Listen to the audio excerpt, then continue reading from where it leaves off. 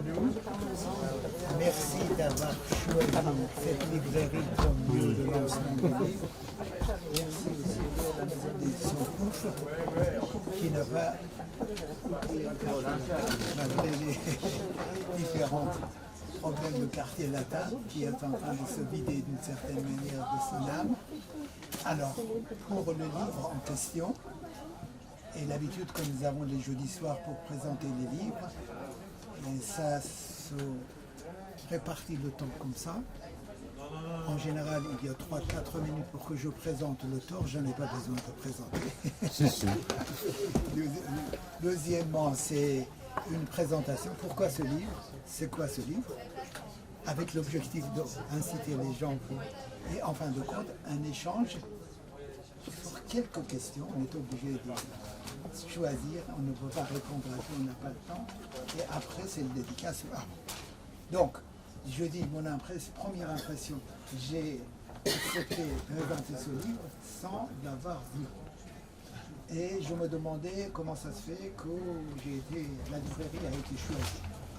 Et quand j'ai lu le dédicace, parce que collection géopolitique du Pouf, il y en a beaucoup de titres et on n'en a pas présenté. J'ai vu que le livre a été dédié à 2 personnes. J'étais en train de dire à monsieur Hayat tout à l'heure que Céline Kassir et Lokman Slim, que d'une certaine manière j'ai fréquenté ici dans cette librairie et qui représentait un peu le sens, l'esprit de cette librairie qui était une fenêtre. Une fenêtre avec les parties pris, mais aussi une fenêtre de facilitateur pour tout le monde. Pour un endroit de Liban qui est le hub, comme on dit dans le langage informatique actuel, de tous les problèmes de Proche-Orient. Toutes n'ont pas leurs sources là-bas, mais on peut les voir d'une certaine manière là. Et là, ça m'a touché beaucoup que le livre soit présenté à 2 personnes qui, avec 20 années de différence, ont eu le même sort tragique, uniquement victimes de leur intelligence. Je dis uniquement intelligence, indépendamment de toute autre. Et j'aimerais bien avoir une pensée pour quelqu'un qui serait un peu le père généalogique de ces 2, c'est Michel Soir, qui a eu le même sort, 2 décennies d'avant, même cause, et il a été victime de son intelligence, pas autre chose. Donc ce soirée, ça va être encore une soirée de parler intelligemment, j'espère, des problèmes compliqués de Proche-Orient et d'Orient si compliqués. Merci d'être venu. Bon, merci à vous. Merci d'être venu à tous ceux qui sont venus, ça me touche beaucoup. Ce livre, d'abord, je dois remercier M. Salamatian de nous recevoir chez lui, parce que je trouve qu'il n'y a aucune librairie comme celle-là à Paris. C'est une librairie vivante, où les livres rentrent, ils sortent, les gens viennent. C'est un lieu à Paris qui est très connu de tous ceux qui sont amoureux du Proche, du Moyen-Orient et évidemment de l'Iran. Et l'Iran et le Hezbollah, c'est une histoire commune. C'est une histoire qui se croise dès la naissance. Le deuxième remerciement, je le dois à Frédéric Ancel. On n'est pas toujours d'accord sur tout avec Frédéric. Il est directeur de collection et je le remercie de m'avoir fait confiance pour faire ce livre qui a été décidé l'été dernier, donc avant le conflit, avant la guerre qui a lieu en ce moment. Et il a été écrit après, le 7 octobre. Je comptais m'y mettre et puis d'un coup l'accélération des événements a fait que là je me suis mis vraiment. Et il a été écrit assez vite. Et donc en troisième lieu, je dois remercier ceux qui m'ont supporté pendant cette écriture. Et Olivier en particulier, qui a été assez remarquable de supporter quelqu'un qui, matin, midi et soir, mangeait, dormait Hezbollah. Je dois remercier tous les auteurs, tous les chercheurs qui ont travaillé, tous les journalistes qui ont travaillé dessus avant, parce que c'est un livre qui est nourri par une grosse documentation. C'est pas un livre de scoop, c'est un livre de synthèse qui est destiné à raconter l'histoire d'un mouvement et essayer de mesurer les enjeux actuels de la situation pour de la situation actuelle pour ce mouvement. Alors, je ne veux pas vous déprimer, je ne veux pas vous endormir, je ne vais pas vous raconter l'histoire du Hezbollah, parce qu'on y sera encore demain. Pour dire en très bref, c'est la République, la jeune République islamique d'Iran, a eu l'idée à un moment, à l'été 1982, juste après l'invasion du Liban par Israël, d'envoyer un corps expéditionnaire pour combattre l'ennemi israélien. Arrivé à Damas, d'abord, Hafez el-Assad a dit vous allez rester ici, parce que le Liban c'est assez compliqué comme ça, j'ai pas envie d'en avoir un de plus à gérer.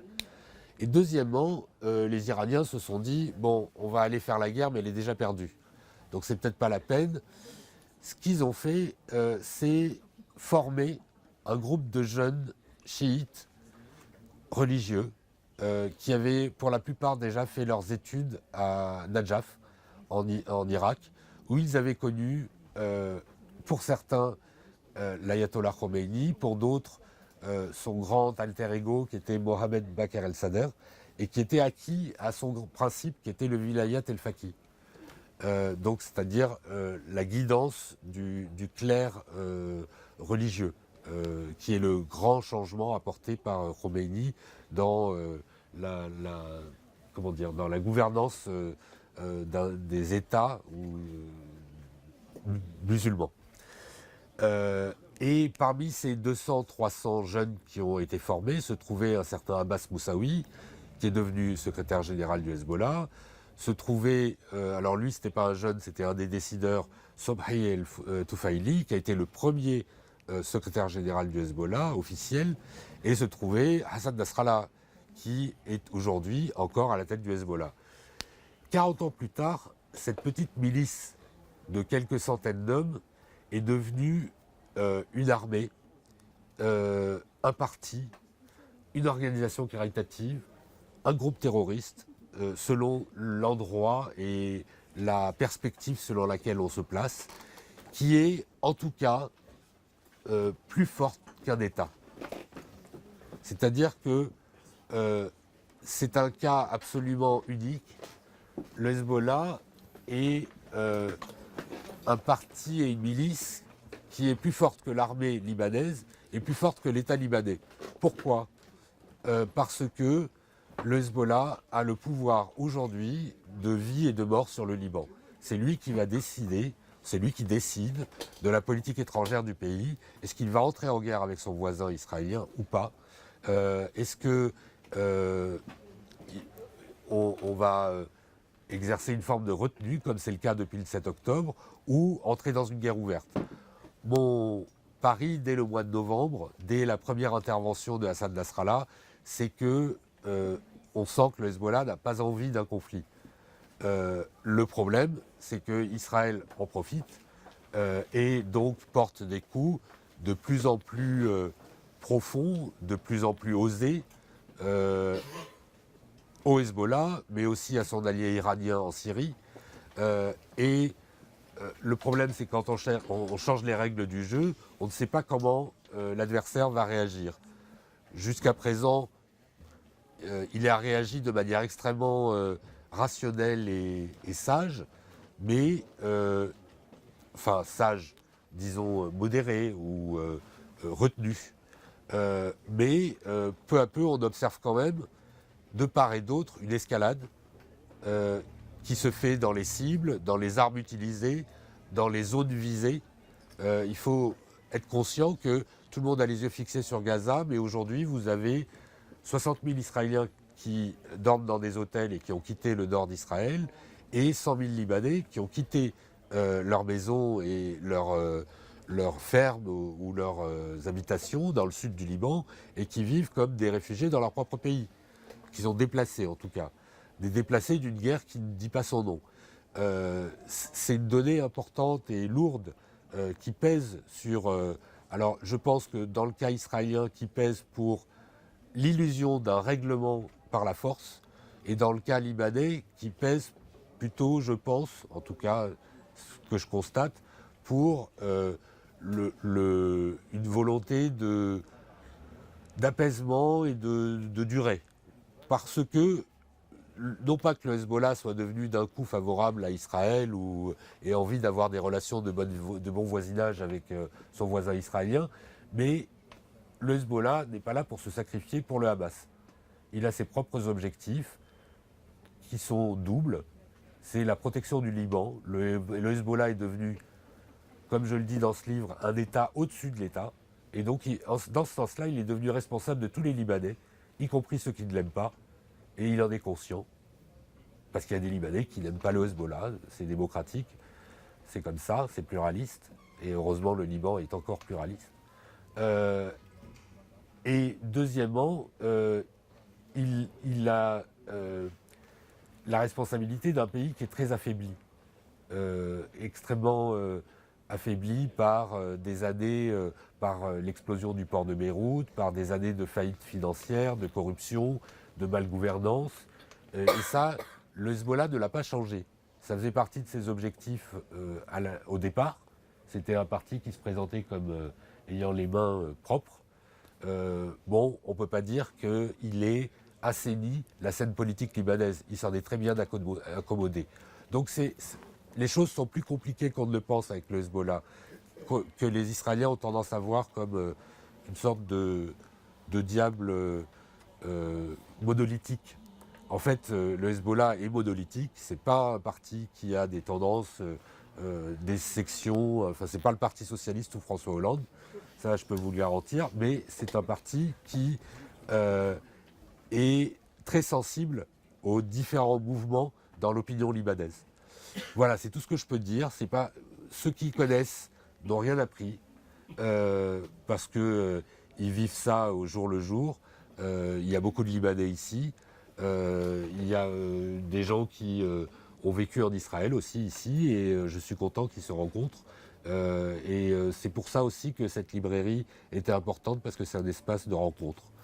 Voilà. Je remercie encore Ahmad Salamatian de nous recevoir et je suis très heureux que vous soyez là. Donc on ira boire des verres après pour ceux qui peuvent rester un petit peu. Voilà, merci encore.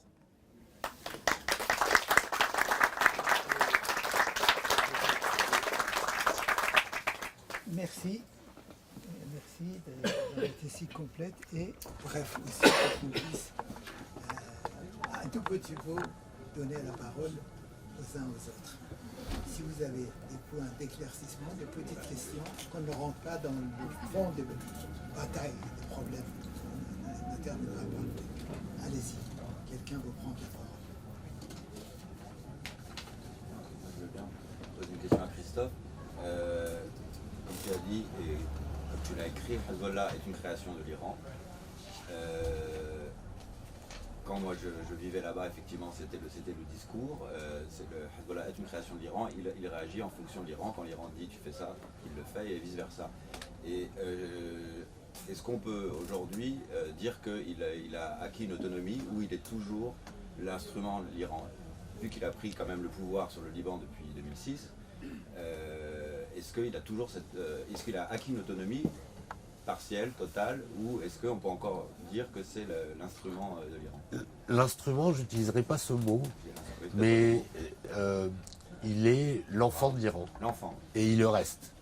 Mais l'Iran est conscient que le Hezbollah a ses propres responsabilités à exercer, y compris en maintenant le consensus au Liban.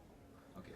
Et donc, c'est pas... de toute façon, le guide suprême, il est iranien, auquel le Hezbollah a avoué, a prêté serment, ne passe pas son temps à dire au chef du Hezbollah, tu fais ci, tu fais ça, au Liban. Tu gères le Liban. En revanche, lorsque nous estimerons que c'est le moment de la guerre contre le grand ou le petit Satan, ou contre les deux en même temps, ils seront ensemble. Mais c'est pas le Hezbollah, c'est pas l'Iran qui dit au Hezbollah il faut réformer le système de santé, il faut voter pour ou tel ou contre le mariage civil ou je ne sais quoi. Donc le Hezbollah a une grande marge de liberté dans sa gestion du Liban, même si il dirige le Liban, il ne le gère pas. C'est ça, c'est le problème des Libanais aussi. C'est qu'il y a plein de gens qui dirigent le Liban, mais personne ne le gère au jour le jour. D'accord. Une autre observation, question. Oui, tu disais que c'est surtout sur ta façon d'aborder le problème. Tu n'aimes pas aller au Liban, Non. tu n'as pas eu de contact direct avec les gens de Hezbollah. C'est juste à travers les experts. Et à travers ma connaissance passée du Hezbollah. C'est-à-dire, je pense que fondamentalement, c'est pas un parti qui a changé dans sa façon de fonctionner, qui est extrêmement pyramidal. Chacun reporte à l'étage au-dessus dès qu'on fait une demande, etc. Mais je n'y suis pas allé pour des raisons de temps. Ensuite, pour des raisons du fait que c'était un livre de géopolitique et c'est pas un livre de reportage. C'est pas un livre que j'ai voulu nourrir par du concret, de la vie quotidienne, qui sont les supporters du Hezbollah, etc. C'est vraiment un livre vu de loin. Après, s'il y avait eu le temps et les moyens, j'aurais préféré aller au Liban.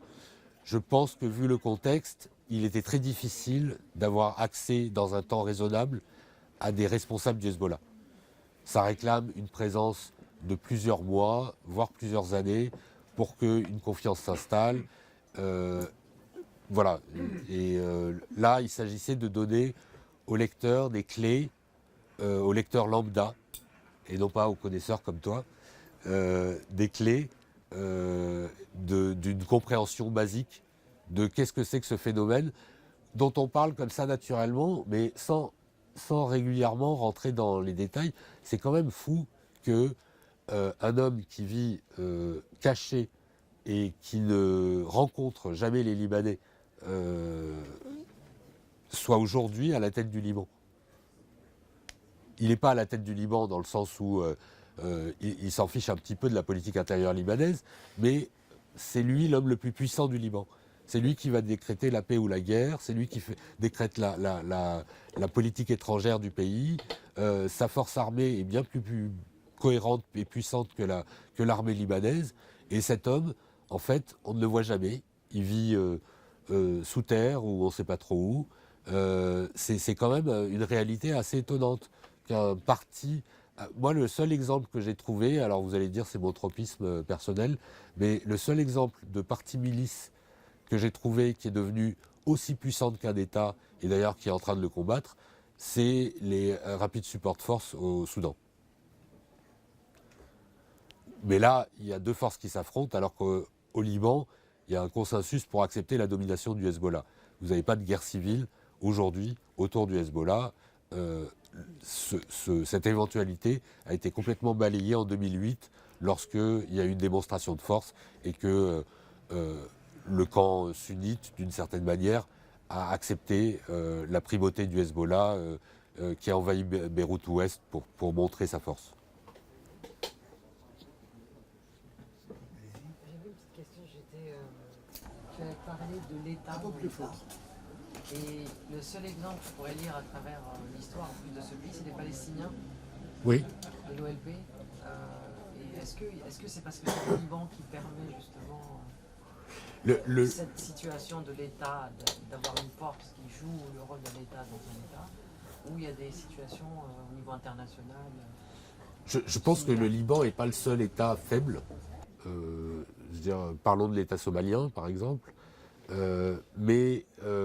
même de l'État mexicain aujourd'hui, qui est en proie à une guerre civile qui ne dit pas son nom, mais qui fait beaucoup plus de morts que toutes les guerres du Proche-Orient actuellement. Faut être conscient de ça.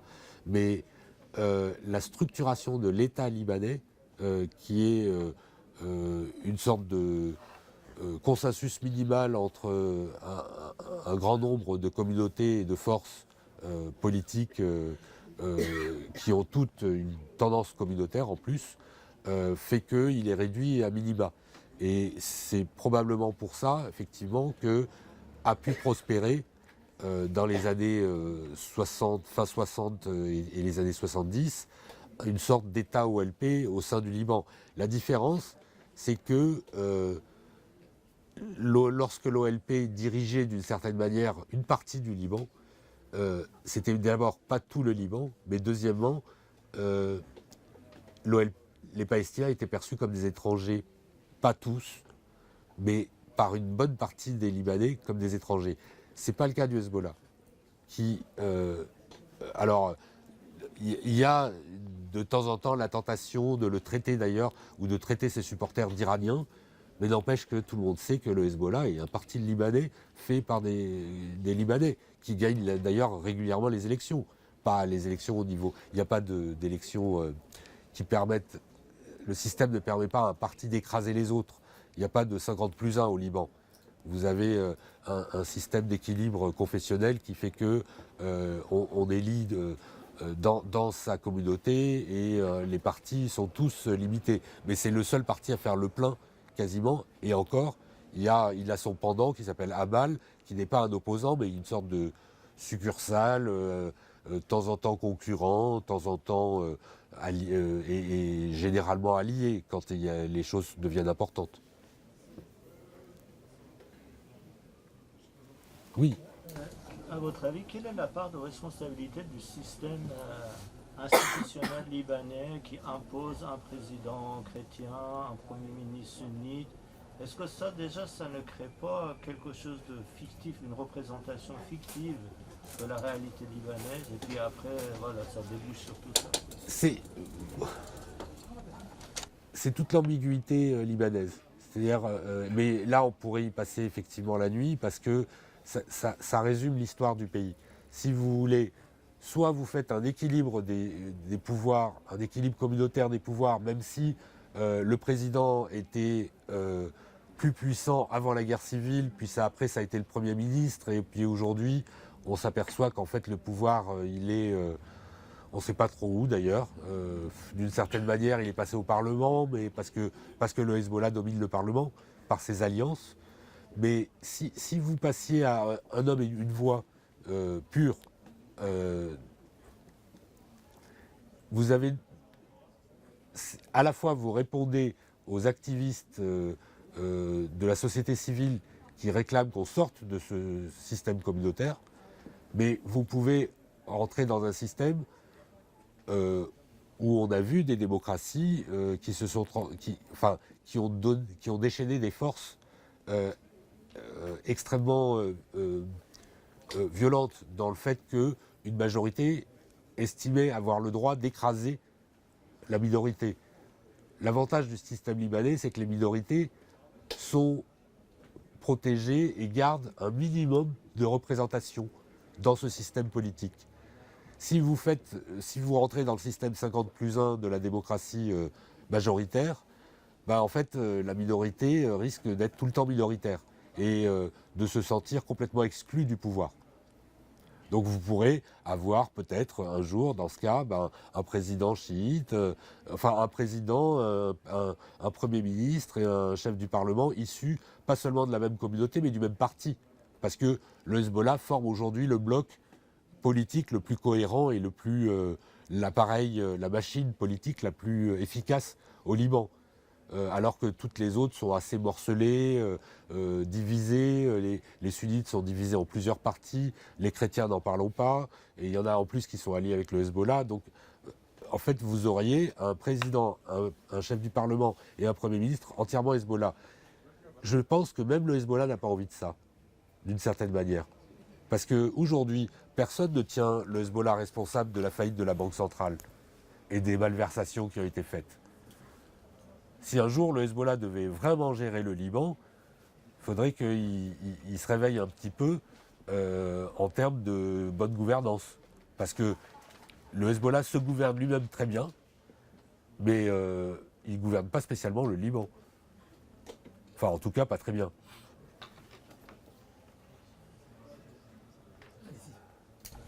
Qu'est-ce qui explique la force du Hezbollah dans le Liban? Est-ce que c'est le fait qu'il a modernisé les rapports entre les Libanais chiites, en l'occurrence, ou bien est-ce qu'il s'est appuyé sur des structures traditionnelles, anciennes, familiales, tribales ou autres? Alors, moi je pense qu'il a modernisé. D'abord, il a bénéficié de tout le travail qu'a fait avant lui Moussa Sadr. C'est-à-dire de réveil de la communauté chiite. Sans Moussa Sadr, le Hezbollah ne rencontre pas un tel succès. Les chiites au Liban, jusque dans les années 60, sont complètement marginalisés, politiquement négligeables, etc. Et l'homme qui décide de rendre leur fierté aux chiites et les insère dans le jeu politique en commençant à discuter avec les uns les autres, les phalangistes, les Palestiniens, etc. Et qui sert d'ailleurs pendant la guerre civile plutôt d'intermédiaire entre les autres, plutôt de modérateur. C'est Moussa Sadr. Donc il a replacé les chiites. Ensuite, le Hezbollah, ce dont il bénéficie, c'est d'une adhésion d'une part importante de la communauté chiite. Pas entière, parce qu'il y a des gens qui votent Amal. Et il y a des gens qui votent ni Amal ni Hezbollah, chez les chiites. Mais enfin, 80% des chiites s'identifient au Hezbollah. C'est le seul parti à avoir fait quasiment le plein au sein de sa communauté.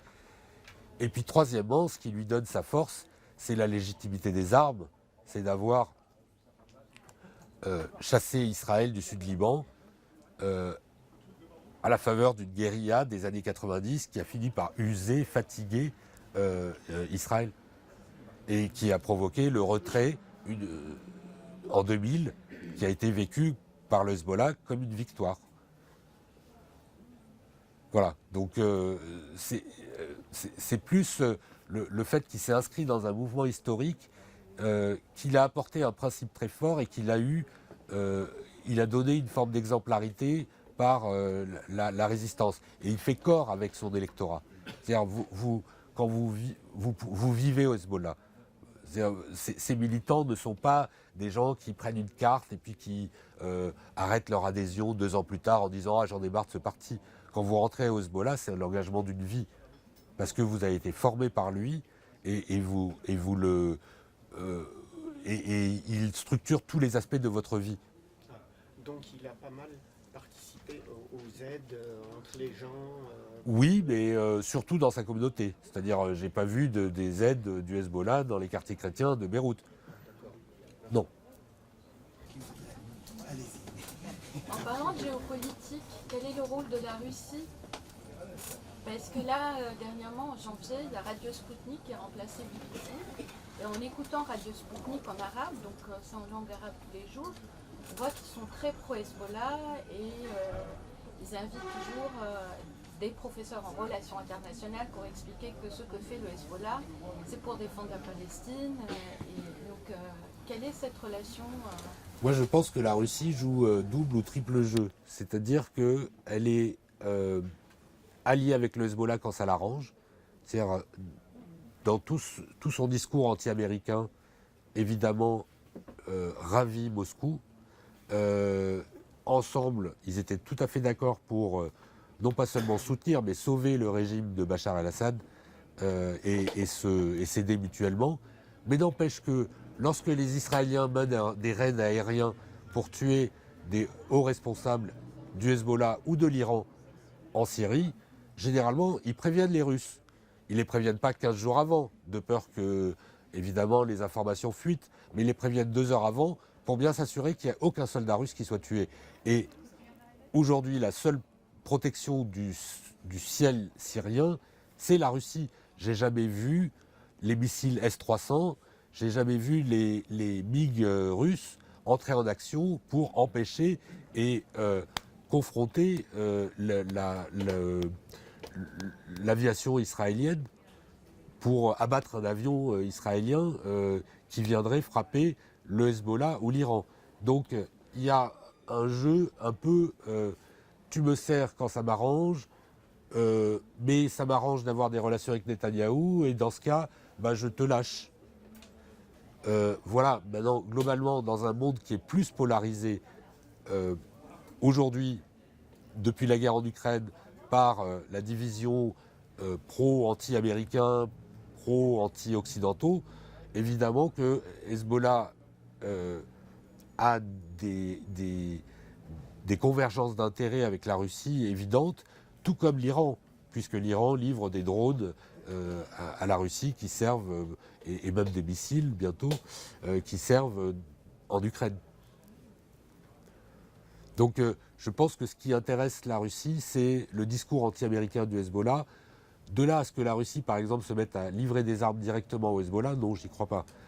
Par contre, les Russes savent très bien que leur armement acheté par l'Iran peut se retrouver, ou se retrouve, les fameux missiles anti-char Cornet, mais aussi des armes chinoises, se retrouvent aux mains du Hezbollah. Et il se peut qu'en Syrie, sur certaines bases militaires, des instructeurs russes montrent à des officiers du Hezbollah comment s'en servir. Ça, c'est pas du tout exclu, oui.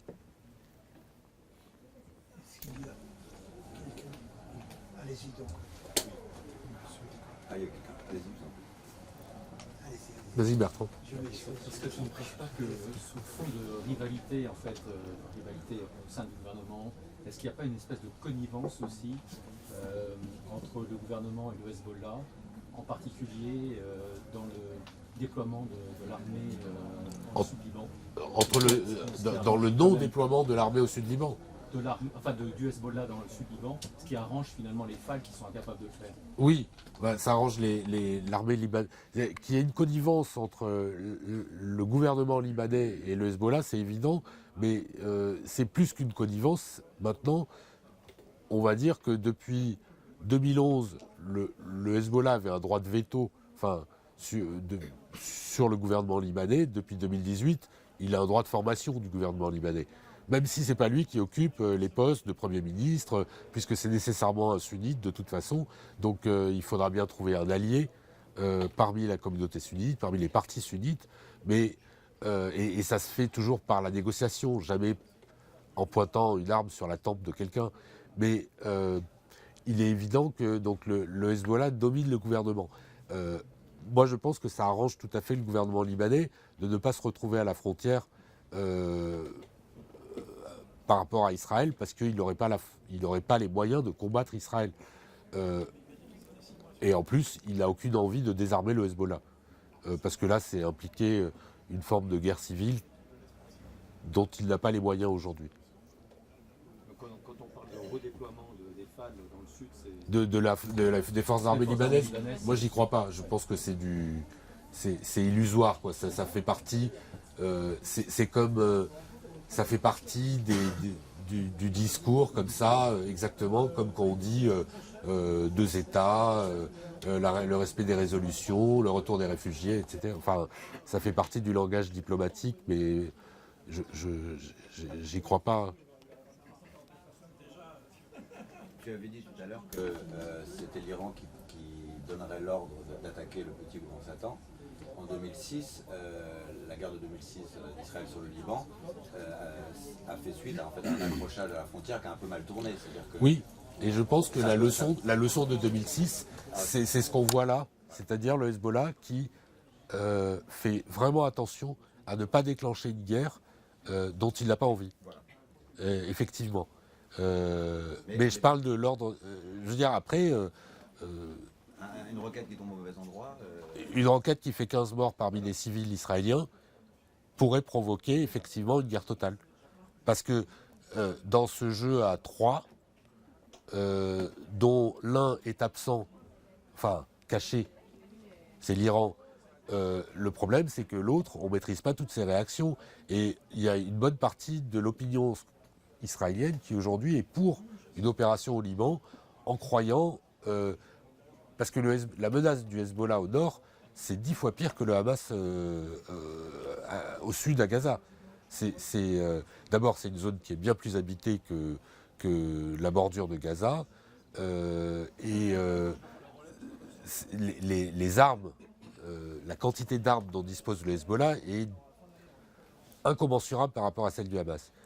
Donc il y a la tentation de mener une opération qui réglerait le problème. Le problème, c'est qu'on a vu ça en 2006, ça s'est transformé en fiasco militaire. Je pense que les Israéliens ont tiré des leçons de 2006, mais n'empêche que ça serait une guerre extrêmement coûteuse, avec la possibilité d'avoir quelques 10 000 roquettes qui tomberaient sur Israël par jour, pendant 15 jours. C'est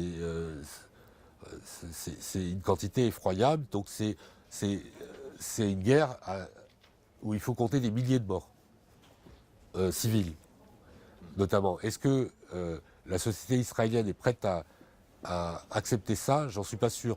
Je pense que c'est pour ça qu'il y a une voie aussi pour la diplomatie qui pourrait être un peu fantasmatique, mais pourquoi pas un échange, reconnaissance des fermes de Sheba comme libanaises, donc tracé de la ligne bleue en faveur du Liban, et en échange le retrait des forces du Hezbollah au nord du Litanie. Ce qui, d'une certaine manière, ne changerait pas grand-chose, parce que l'essentiel des forces du Hezbollah, c'est des missiles d'une portée de plus de 30 km. Or, les Litanies, c'est 70 km. Voilà.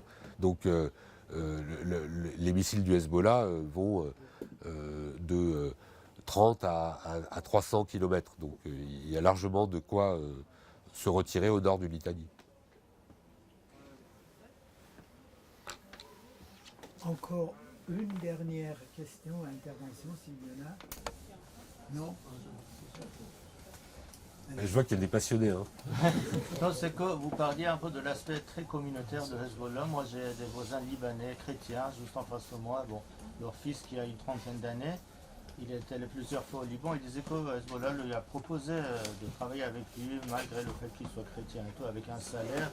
Il parlait plutôt d'une ouverture de Hezbollah vers n'importe qui voulait travailler avec lui. Blanc, franchement, c'est un parti qui ne fait confiance qu'aux siens. Alors, travailler avec lui, pourquoi pas? Travailler chez lui, non. C'est pas la même chose. C'est-à-dire, la force du Hezbollah, c'est que c'est le seul parti qui a des alliés dans les autres communautés. C'est pas le seul, mais c'est le principe, c'est que la communauté chrétienne, effectivement, est divisée en deux. Il y a des pro-Hezbollah, ça a été le cas notamment de tout ce qu'on a, toute la mouvance haoudiste, qui est pro-Hezbollah pour des raisons compliquées qu'on peut expliquer, mais qui politiquement ne sont pas idiotes. Chacun a ses raisons et c'est un raisonnement qui se défend. Mais de là à dire que le Hezbollah est prêt à se décommunautariser, moi j'ai entendu ça dans les années 90. Ouah, ils ont embauché un chrétien, ouah, ils ont pris un palestinien sunnite. Mais franchement, il y a une telle paranoïa de l'infiltration dans ce parti que je ne le vois pas. Quelqu'un me demandait s'il reposait sur une base tribale. Non, il ne repose pas sur une base tribale, mais sur une base familiale, oui. On recrute de famille en famille. C'est-à-dire, pour être membre du Hezbollah, vous devez être recommandé par 5 ou 10 personnes. Et vous intégrez cette cellule. S'il y a un traître, c'est toute la cellule qui est traître. Donc, vous vous assurez que vous ne recrutez pas des traîtres. Donc, c'est vraiment un recrutement de proximité. Il n'y a pas de parti comme ça depuis la fin du PC d'Allemagne de l'Est. C'est franchement, c'est un maillage de la société complètement, de la société pro-Hezbollah qui est complet. Mais il faut dire aussi que leur pensée politique est très bien construite. Il y en a un Qassem qui est un grand idéologue et ils ont des discours qui sont très bien construits et qui sont les seuls aujourd'hui. Ah oui, non, c'est des gens extrêmement intelligents, c'est pas du tout... Enfin, je veux dire, ils ne seraient pas arrivés dans une telle position de force et de pouvoir s'il n'était pas dirigé par des gens extrêmement intelligents. Je veux dire, une petite milice qui s'est transformée en ce que moi j'appelle un État au-dessus de l'État, c'est un résultat absolument...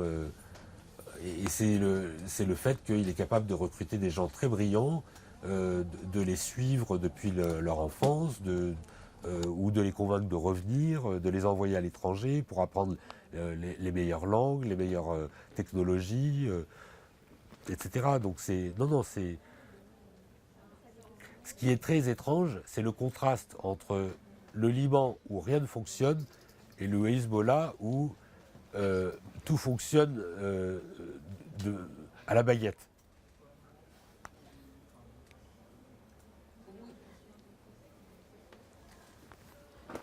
Il y a des dissensions quand même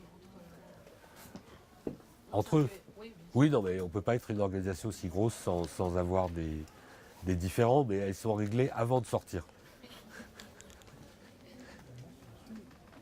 Merci, donc, merci d'être venu. Merci à vous d'être venus surtout. Vous